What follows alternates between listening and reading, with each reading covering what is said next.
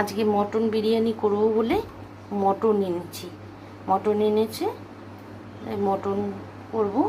আর তার মশলা হয়ে গেছে পেঁয়াজ, রসুন, আদা, তার সঙ্গে টক দই দিয়ে একবারে মিশিয়ে ম্যারিনেশনটা করে রাখবো। দেখো আমি বিরিয়ানির জন্য আলুগুলো ভেজে নিয়েছি। এবার আমি পেঁয়াজের বেরেস্তা করে নেব, পেঁয়াজটা ভেজে নেব।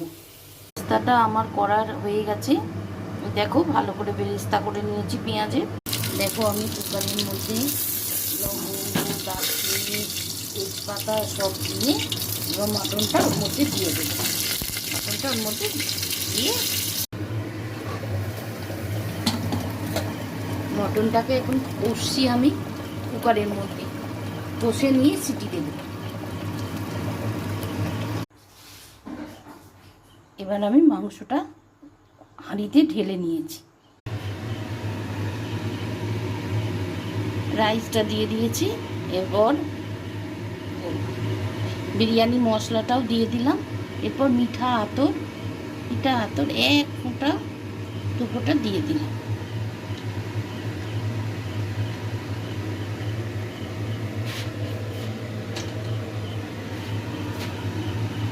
এবার একটু কেওড়ার জল দিয়ে দিচ্ছি।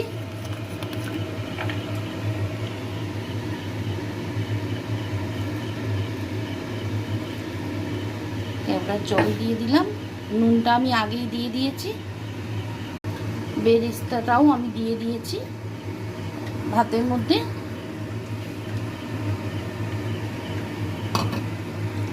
এবার আমি আগে দুধ গরম করে দুধের মধ্যে এটা কেশরটা ভিজিয়ে রেখে দিয়েছিলাম, সেই কেশরের জলটা আমি দিয়ে দিলাম। আর ঘিও আমি 2 চামচ ঘি আগে দিয়ে দিয়েছি। এবার আমি হাঁড়িটার মুখটা বন্ধ করে দিলাম। দেখো আমার মটন বিরিয়ানি একদম রেডি।